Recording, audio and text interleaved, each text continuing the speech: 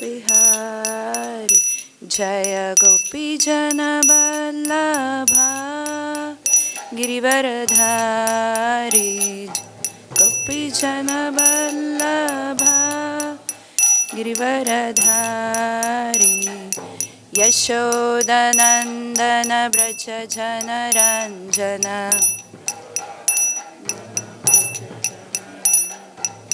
Yamuna Tira Vanachari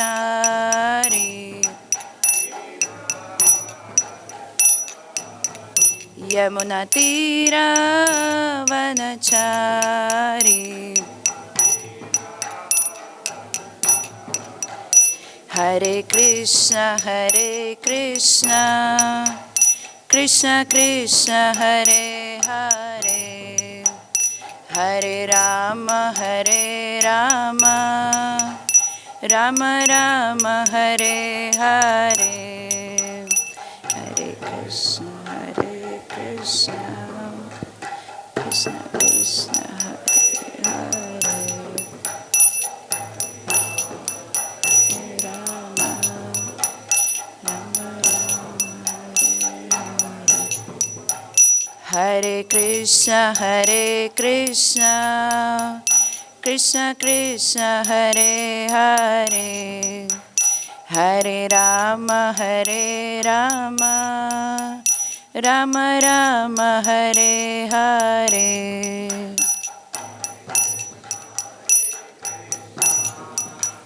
Krishna Krishna Hare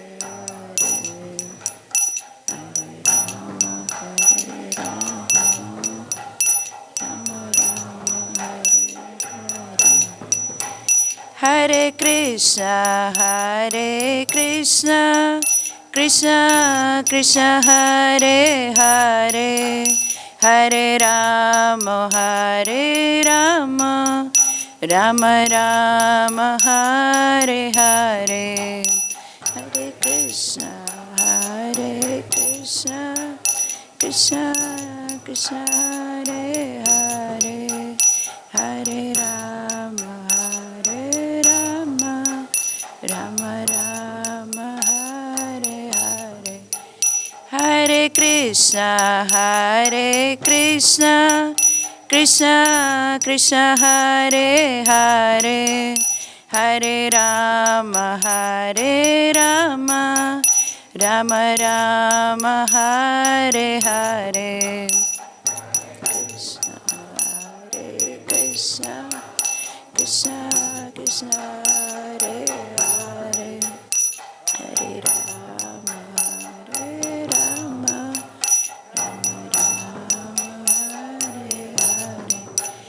Hare Hare Hare Krishna Krishna Krishna Hare Hare Hare Rama Rama Rama Hare Hare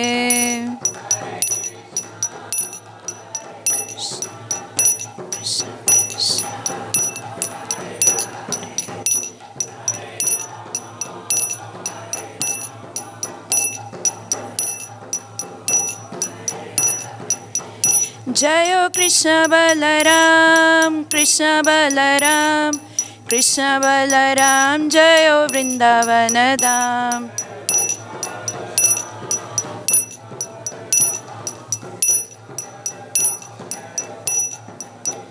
Jayo Lalita Vishaka Jayo Radesham Lalita Vishaka Jayo Radesham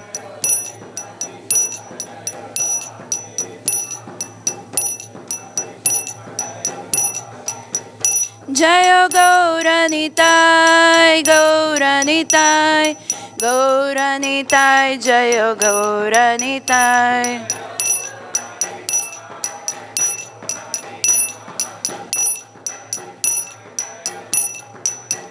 Jayo Jayo Prabhupada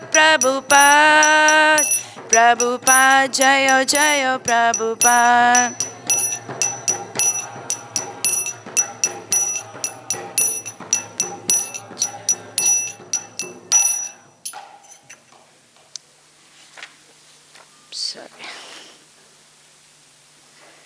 Jayam Vishnupada Paramahamsa Parivarajagacharya Ashtotara Sat Shri Srimad A.C. Bhaktivedanta Swami Srila Prabhupada Ki Jai. ISKCON BBT Founder Acharya Srila Prabhupada Ki Jai. Jayam Vishnupada Paramahamsa Parivarajagacharya Ashtotara Sat Shri Srimad Bhakti Siddhanta Saraswati Goswami Maharaj Prabhupada Ki Jai. Jayam Vishnupada Srila Gaura Das Babaji Maharaj Ki Jai. Jayam Vishnupada Srila Sachidananda Bhakti Vinod Thakur Ki Jai. Jayam Vishnupada Vaishnav Sarva-bhūma Srila Jagannath Das Babaji Maharaj Ki Jai. Jai Shri Rupa Sanatana Bhatta Raghunatha Shri Jiva Gopala Bhatta Dasa Raghunatha Sad Goswami Prabhu Ki Jai. Namacharya Srila Haridas Thakur Ki. Prem se kaho Shri Krishna Chaitanya Prabhu Nityananda Shri Advaita Gadadhara Shri Vasadi Gaura Bhakta Vrinda Ki Jai. Shri Shri Radha Krishna Gopa Gopika Shamakun Radhakun Giri Govardhani Ki Jai. Gangamai Yamunamai Ki Jai. Bhakti Devi Tulsi Devi Ki Jai. Mayapur Dham Ki Jai. Shri Vrindavan Dham Ki Jai. Ananta Koti Vaishnava Vrinda Ki Jai. Shri Harinam Sankirtan Ki Jai. Grantaraj Srimad Bhagavatam Ki Jai. ISKCON Vartamana Guru Vrinda Ki Jai. Samaveta Bhakta Vrinda Ki Jai. Gaura Premanande Hare Hare Bol. All glories to assembled devotees. All glories to assembled devotees. All glories to assembled devotees. All glories to Sri Guru and Sri Gauranga. All glories to Srila Prabhupada. Om Namo Bhagavate Vasudevaya. Om Namo Bhagavate Vasudevaya. Om Namo Bhagavate Vasudevaya. Today we are reading from chapter 9 of Bhagavad Gita as it is, the most confidential knowledge. Text 4. Mayā tatam idam sarvam jagad avyakta-mūrtinā mat-sthāni sarva-bhūtāni na cāhaṁ teṣv. Mayā tatam idam sarvam jagad avyakta-mūrtinā mat-sthāni sarva-bhūtāni na cāhaṁ teṣv. Mayā tatam idam sarvam jagad avyakta-mūrtinā mat-sthāni sarva-bhūtāni na cāhaṁ teṣv.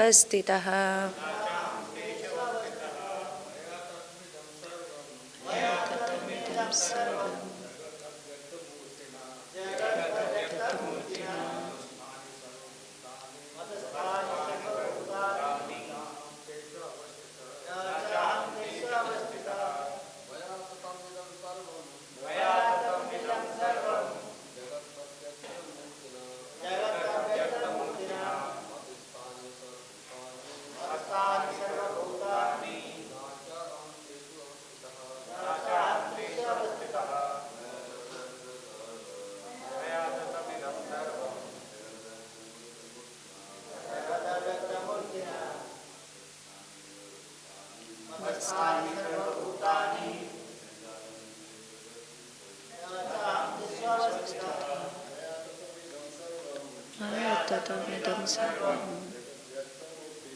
jagat avyakta-mūrtinā mat-sthāni sarva-bhūtāni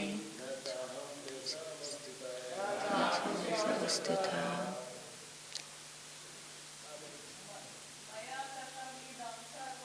Mayā tatam idam sarvam jagat avyakta-mūrtinā mat-sthāni sarva-bhūtāni na cāhaṁ teṣv. Word to word meaning. Maya, by me. Tatam, pervaded. Idam, this. Sarvam, all.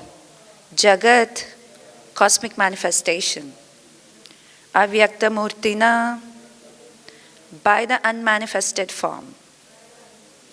mat-sthāni, in me, sarva-bhūtāni, all the living entities, na, not, cha, also, aham, I, teṣu, in them, avasthitaḥ, situated. Translation and purport by His Divine Grace A.C. Bhaktivedanta Srila Prabhupada Ki Jai. Translation. By me, in my unmanifested form, this entire universe is pervaded. All beings are in me, but I am not in them. Thank you. Thank you. Purport. The Supreme Personality of Godhead is not perceivable through the gross material senses. It is said, ataḥ śrī-kṛṣṇa-nāmādi na bhaved grāhyam indriya sevanmukho hi jivādu swayam eva spruha adha. Bhakti-rasāmṛta-sindhu 1-2-234. Lord Krishna's name, fame, pastimes, etc. cannot be understood by material senses. Only to one who is engaged in pure devotional service under proper guidance is he revealed. In the Brahma Samhita 538, it is stated, Premanjana churita bhakti vilochana santas sadaiva hridesha vilokayanti. One can see the Supreme Personality of Godhead, Govinda, always within himself and outside himself if one has developed the transcendental loving attitude towards him. Thus, for people in general, he is not visible.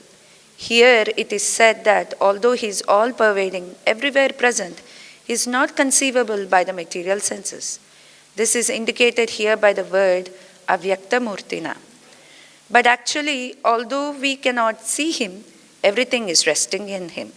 As we have discussed in the 7th chapter, the entire material cosmic manifestation is only a combination of his two different energies, the superior spiritual energy and the inferior material energy.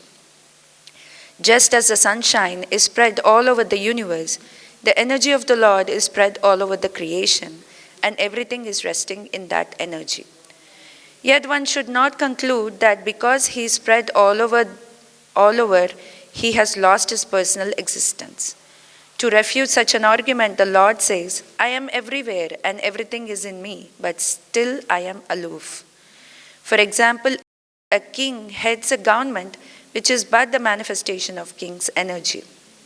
The different governmental departments are nothing but the energies of the king, and each department is resting on the king's power. But still one cannot expect the king to be present in every department personally. That is a crude example. Similarly, all the manifestations that we see and everything that exists, both in the material world and in the spiritual world, are resting on the energy of the Supreme Personality of Godhead. The creation takes place by the diffusion of his different energies, and as stated in the Bhagavad Gita, Vishvathabhayam aham idam Krishnam. He is present everywhere, present by his personal representation, the diffusion of his different energies. Om Ajnanatimirandasya Jnananjana Shalakaya Chakshurunmilitam Yena Tasmai Śrī-Gurave Namaha Śrī Chaitanya Manobhishtam Stapitam Yena Bhutale Swayam Rupa Kadamahyam Dadati Swapadantikam Jayo Śrī-Kṛṣṇa Chaitanya Prabhu Nityananda Shri Advaita Gadadhara Srivasadi Gaura Bhakta Vrinda Hare Krishna Krishna Krishna Hare Hare Hare Rama Rama Rama Hare Hare Vanchakalpa tarubhyasya kripa sindhubhya eva cha patitanam pavanebhyo vaishnavebhyo namo namaha. Welcome everyone for today's reading of the Bhagavad Gita. Before we go into the verse, into the discussion, I ask for blessings from all the assembled devotees here so that I can speak for my own purification as well as for the pleasure of the assembled devotees and Srila Prabhupada. So this chapter is entitled as the most confidential knowledge. It has 34 verses. And we have seen the first section, which is from verse 1 to the 3. It's about knowing Krishna or hearing about Krishna and how there are some qualifications and there are some disqualifications. And this particular section, which goes from the verse 4 to the 10, it talks about how Krishna's inconceivable relationship with the material world. So this is also called as Aishwarya Gyan of Krishna. Before we go into this particular chapter, we want to get a little glimpse from the previous chapters. How did chapter 8 end? Chapter 8 talks about Krishna's declaration that for a devotee who is at the time of death, he doesn't need to be diligent that he has to pass in the time of light. Whether he passes in the darkness or in the light, he will still go back to Godhead. And how is it possible? Because he's fixed upon Krishna. And also in the last verse of the 8th chapter, Krishna says that any pious credits that you would get by study of the Vedic scriptures, by giving charity, by undergoing austerities, or by performing sacrifices, all these alone you will just get by the bhakti itself and much more. And what does bhakti included? It's about loving Krishna, being devoted to Krishna, and knowing about the glories of Krishna. And a little further back, if we go to chapter 7, there are many similarities between chapter 7 and 9. So we can see chapter 7, shloka 1 and 2 is similar to the shloka 9 to the 1 and 2 because it's about hearing about Krishna. Krishna there, he says that tak-shrinu, listen from me, so that all your doubts will be erased. And here again, Krishna is saying, I'm revealing this most confidential knowledge because you're most non-envious. You're the non-envious person. And by listening from here, you will get gyan and vigyan. And then 7.4 to the 7 and the 12 is similar to the section that we are dealing with today, the 4 to the 10, where Krishna's energies and his relationship with material world. And 7.8 to the 11 and 9.16 to the 19 has a similarity how Krishna is all pervasive in this world, within this world. And 7.20 to 23 and 9.20 to 28 describes about the demigod worship, or Krishna's worship over the demigod worship. And 7.24 to 26 and 9.11 to the 15, it's a comparison between the impersonalist and the devotees in understanding Krishna. So when there are so many similarities between chapter 7 and 9, how does this chapter becomes the most confidential knowledge? This chapter stands out because this chapter actually helps a devotee to become a pure devotee, to achieve pure devotional service, that is Kevala Bhakti. So in today's verse, we will be discussing about how Krishna is pervading and maintaining the entire material world by his energies, yet he is not in everything. That means he remains aloof. So Prabhupada gives a very beautiful example and a very easy understandable example about the king and the government. And a similar example Prabhupada also gives in the Bhagavatam about a businessman. A very successful businessman has many factories and many offices. And everything is going by his order. So if someone says that the entire business is functioning very well and that's because of this businessman, it's not that these businesses, these factories or offices are actually in the head or of the brain of the businessman. But his energies are everywhere, that he is making sure that everything is functioning. So similarly, Krishna is also maintaining the entire material universe, the both material and spiritual worlds, but they are resting on his energies. So this is a philosophy of monoism. That means how everything is actually dependent upon the Lord. And this way we can understand the impersonal feature of the Lord. When Krishna here says that avyakta-mūrtinā, he is saying that by my unmanifested form. That means it is there but we cannot see, but we can perceive. But how do we perceive? Prabhupada says that we can perceive only by the bhakti, by no other way. So, and Prabhupada quotes this verse from the Bhakti-rasāmṛta-sindhu. ataḥ śrī-kṛṣṇa-nāmādi na bhaved grāhya indriya sevanmukho hi jivādu swayam eva spurhat ataḥ. So here, Krishna's name, form, qualities, pastimes, because they are on the absolute platform, they are also very inconceivable for us. But by the process of devotional service, one gets access to it. By how? By Krishna revealing them to us. So for the conditioned souls, what is the activity that is described in this particular verse, in the Bhakti-rasāmṛta-sindhu verse? It's sevanmukho hi jivādu. Use your tongue. How do you use your tongue? By chanting the glories of the holy name. Hare Krishna, Krishna Krishna, Hare Hare, Hare Rama, Rama Rama, Hare Hare.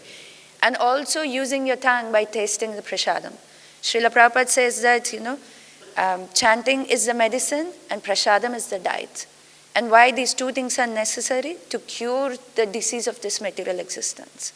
As we have seen in the verse before, in 9.3, one who is not faithful on devotional path, what happens to them? They fall back into the cycle of birth and death. So, and this is the disease. And this disease can be easily cured by chanting and by taking prasadam. And this is how the devotional service begins in anyone's life. And we see even in our temple, the devotees come, even the newcomers, they come. And what is the first thing they get experience? Is to the holy name. And then the second thing they get experience to is go and have the khichdi prasad. So the effect is inconceivable. And then it is laying out a beginning in their devotional service so that slowly they would come back to Krishna and they perform pure devotional service. And also in today's verse, Krishna is saying how he is connected with the material world, with the matter, and at the same time he's not connected. He's not saying I'm disconnected, but he's saying I'm not connected. That means he's staying aloof. So Prabhupada gives an example of how the sunshine, the sunshine is spreading all over. At the same time, the source of that sunshine is different. It is coming from somewhere else. Right? The sun, it remains aloof. So similarly, Krishna is also pervading by his energies. He's maintaining the entire material existence, cosmic and manifestation. But again, he's aloof. But there are people who manufacture their mental concoctions and speculations, and that's why they are not able to ascertain the Supreme Personality of Godhead. That's why Prabhupada quotes, to understand Krishna, our eyes to be anointed with the love of Godhead. He quotes from the Brahma Samhita 538, Premanjina churita bhakti vilochanena santai sadeva hridayesha vilokayanti yam shama sundaram achincha guna swarupam govindam adipurusham tamaham bhajami. I worship the primeval Lord Govinda, who is always seen by the devotees, whose eyes are always anointed with the pulp of love. He is seen in his eternal form of Shama Sundara, situated within the heart of his devotee. So only when we have this love for the Lord that has been matured, then one will be able to see the Lord within, in and out, everywhere. And then that is what Prabhupada says. He is not conceivable by the material senses. However, by developing transcendental loving attitude, one can actually perceive himself out, in and out. Now, let's look into the aspect of how the Lord is pervading. This is the Brahman concept. Before we go into the discussion of the Brahman concept, we see a verse from the Ishopanishad invocation. Om Purnamada Purnamidam Purnat Purnamudachyate Purnasya Purnamadaya Purnameva Vasishyate. The personality of Godhead is perfect and complete. And because he's completely perfect, all emanations from him, such as this phenomenal world, are perfectly equipped as complete wholes. Whatever is produced of the complete whole is also complete in itself. Because he's complete whole, even though so many complete units emanate from him, he remains the complete balance. This is very important verse for us to look into because it gives a very deeper understanding of the Krishna's personality. Although there are so many material universes are coming out of Lord Mahavishnu, but still he's not incomplete. But if you take something out of me, then I become incomplete. This is the difference between us and the Lord. And then anything that is coming out of the Supreme Lord is complete by itself. And I want to read from the Purport. Sorry, just. So today, the different people understand absolute truth in different ways. The impersonal Brahman is actually the Sat feature of the Lord. And the Paramatma feature is the Chit feature of the Lord. Whereas the Bhagavan aspect is the Ananda. So the Lord is Satchitananda. No one can separate him. No one can divide him. No one can manipulate and say that this is only the Lord. So that's why he's saying avyakta-mūrtinā, in my unmanifested form. I'm pervading everywhere. So even there he's displaying his completeness. Even there he's displaying his supremacy in this material world. So Prabhupada writes in the purport for Ishopanishad invocation, the complete whole, the personality of Godhead, has immense potencies, all of which are complete as he is.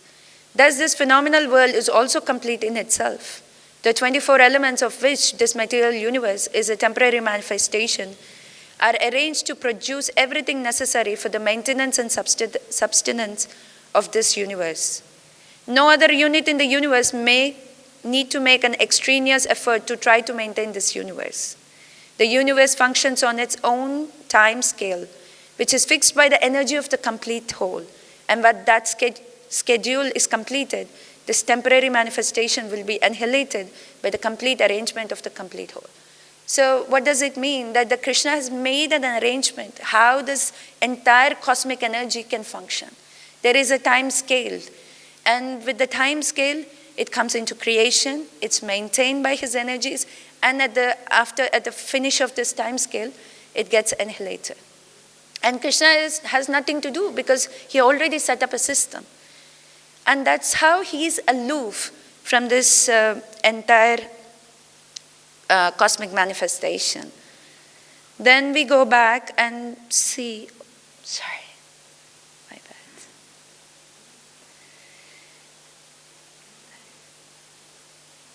And then, yeah. So the impersonal Brahman of the Lord is spreading all over. And then,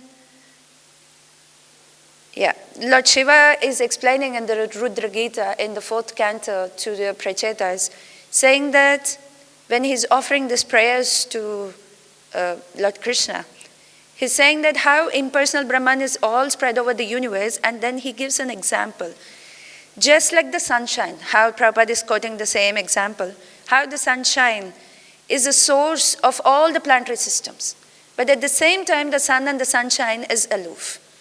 So Krishna is spread all over the universe, but still he's aloof. In this way, he's impersonally present everywhere.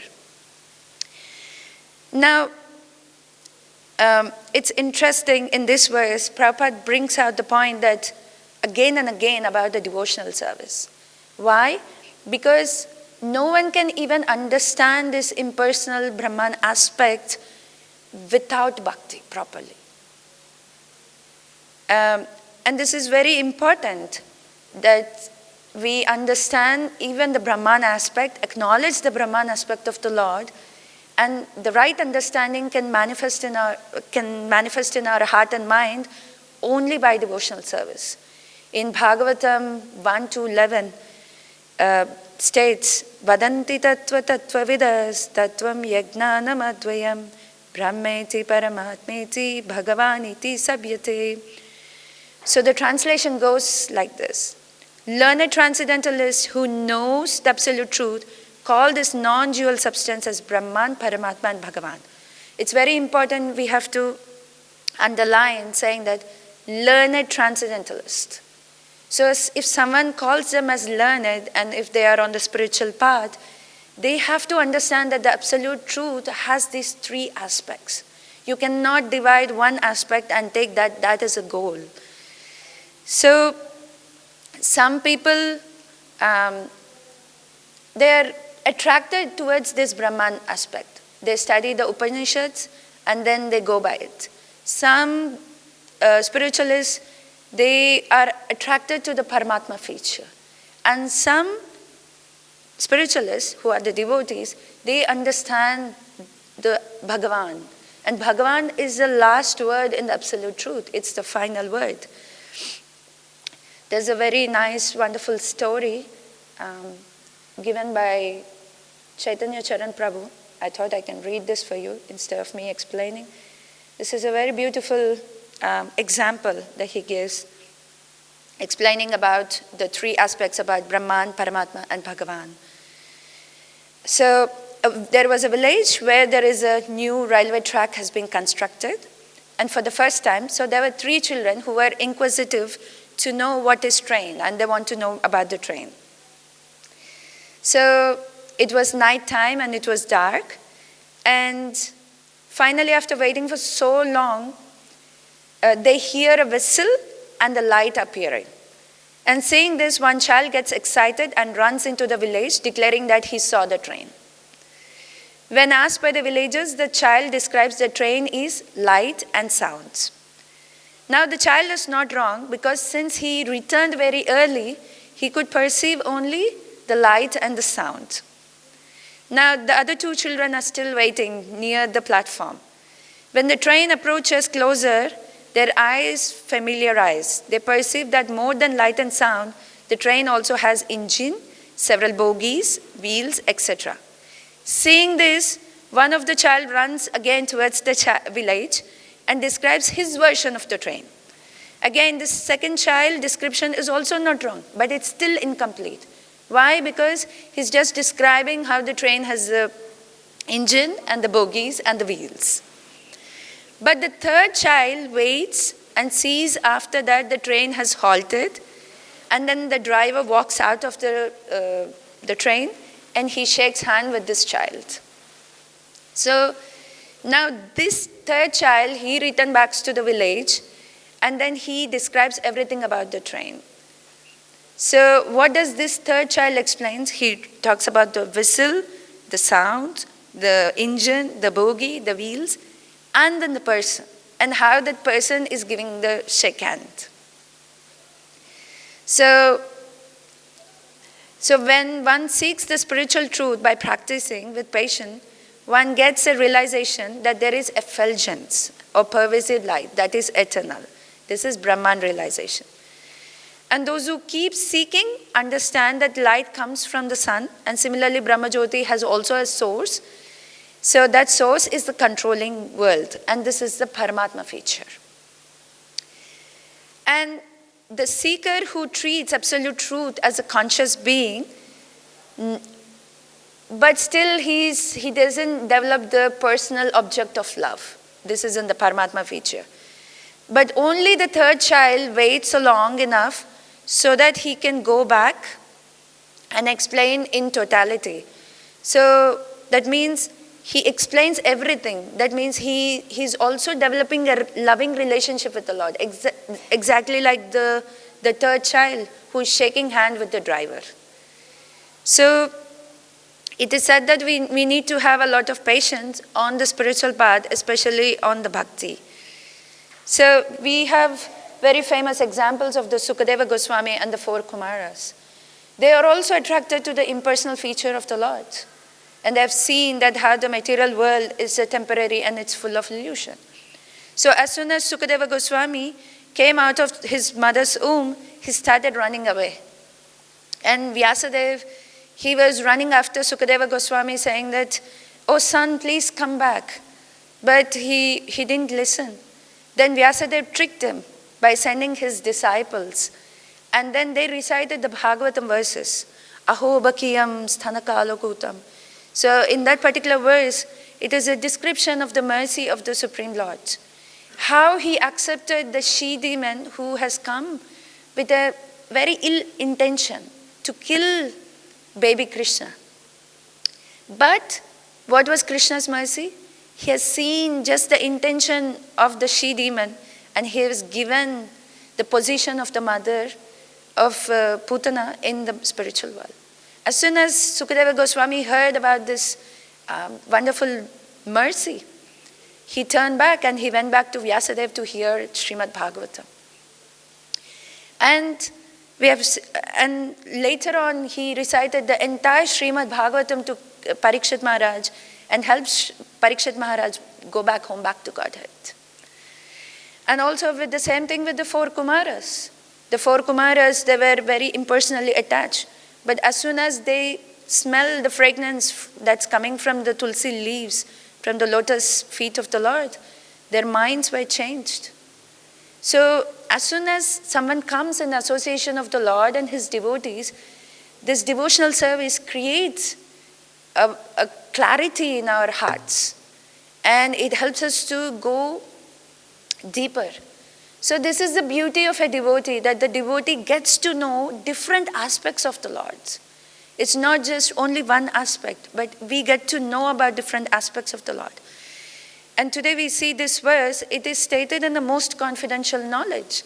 Why is this confidential knowledge? Because Krishna is saying how he is actually connected to this material world. And at the same time, he's not connected, he's aloof. So this is a mystic, this is the mysticism of the Lord. Now the question might come, why only bhakti? So some people may think that why can't I be successful by my own endeavors? Why I have to adopt to the bhakti process only? So there are different kinds of non-devotees, the karmis, the jnanis, yogis, philanthropists, the politician, impersonalist, voidist, and they are different varieties. But they all don't want to take the Lord's lotus feet. So Brahma warns them, saying that you have concocted ideas of liberation, imaginary, what did he say? Imaginary liberation. Yeah, that you are liberated. You are thinking that you are already liberated. Avyakta-mūrtinā. You may go to the higher planet. You may go to higher realms. But because you haven't taken sufficient shelter of the Supreme Personality of Godhead, you will fall down back. Why? Because although the Brahman aspect is eternity, is the Sat feature of the Lord, it's eternal for sure, but there is no activity for there. And the jiva cannot remain stagnant. The jiva is all about being in dynamic position. And he always wanted to be in activity. So when the jnanis or yogis, they elevate themselves to the Brahman, but after some time they come back and do what? Prabhupada and the acharyas said that they engage in philanthropic work. So Prabhupada says that jnana doesn't mean that any kind of research work. And in the modern age, research work means a lot of mental concoctions and speculations. But people who do not accept Supreme Personality of Godhead, they get attached to impersonalism and they think that they become void. And why do they choose those ways? Because they get frustrated in this material world. Padam, padam, vipadam. Every step there is dangers. Every step there is anxieties. And every step there is disturbances.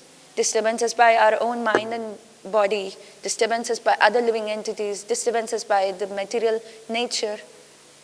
So getting frustrated, they look forward, but because they don't take shelter of the Lord and the bhakti, they fall back. And Brahma also explains, it's like these people, whoever are attached to this Brahman aspect without taking shelter of the Lord, it's like they're beating the empty husks of wheat. Recently we finished the Sankranti festival. This is actually the harvesting festival. If you go to the villages, you get to see that they collect a lot of husk of this wheat grain and then they beat so that they get grains. But what if you're beating the husk and you don't get any grain? So the Brahma is saying that you have performed many austerities, you have challenged your mind and you have troubled your mind and you have reached to the Brahman. But because you haven't taken shelter of the Lord, you fall back. And then what happens? It's just a useless labor. All the time spent is useless labor.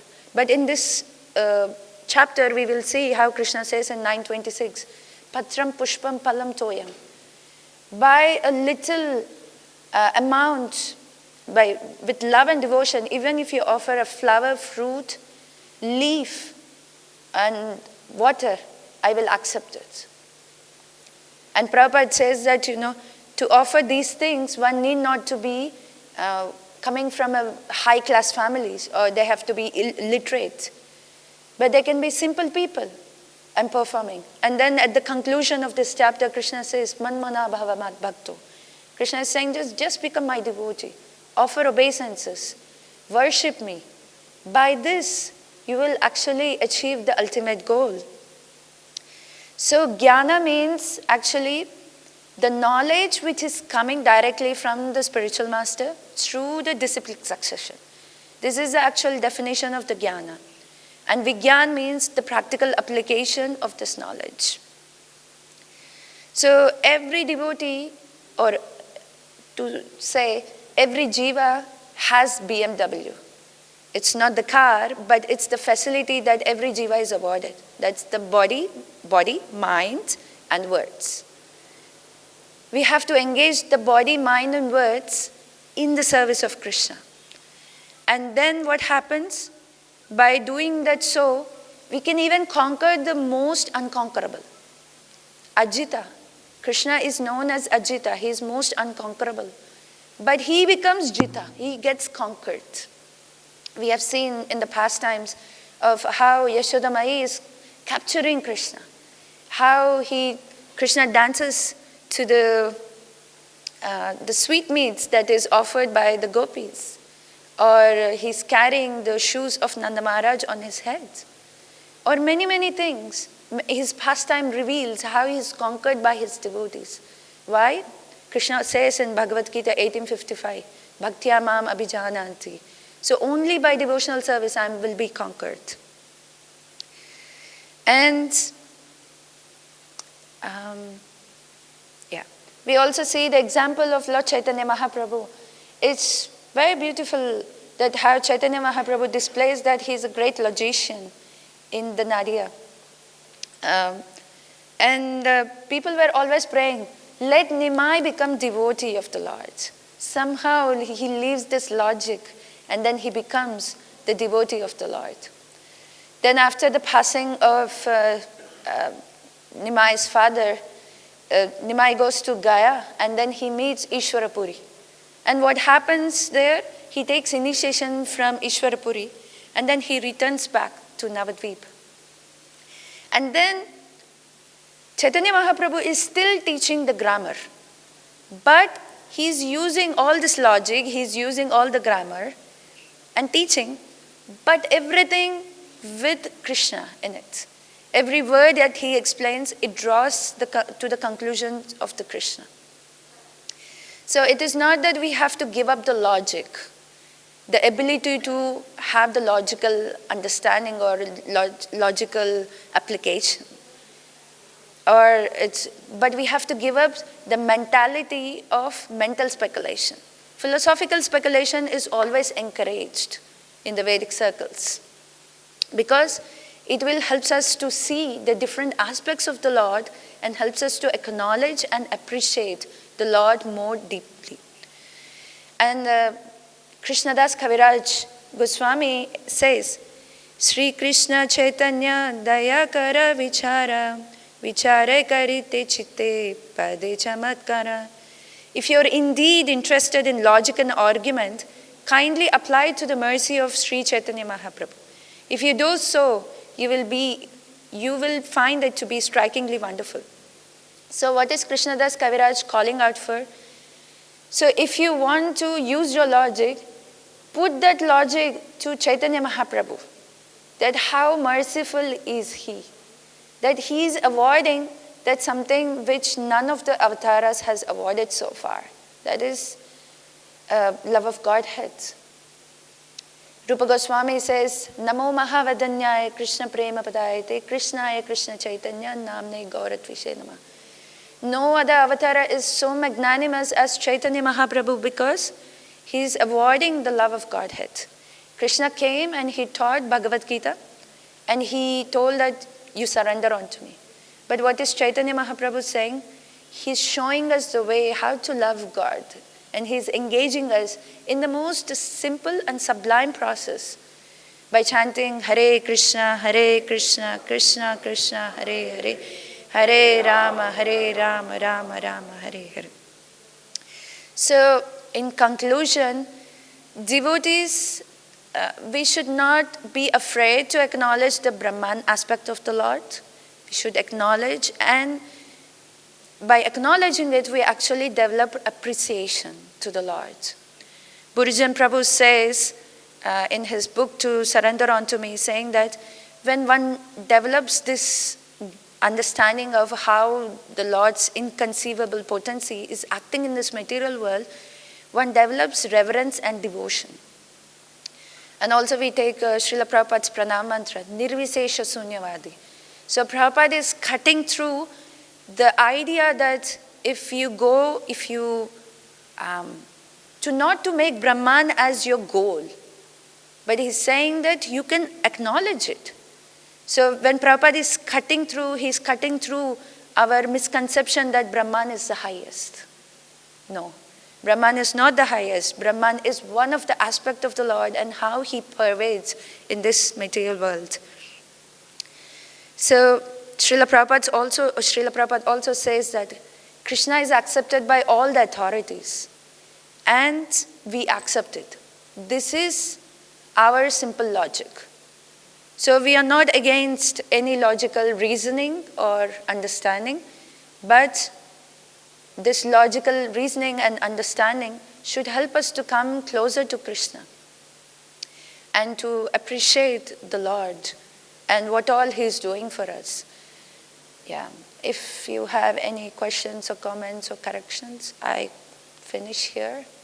Anything?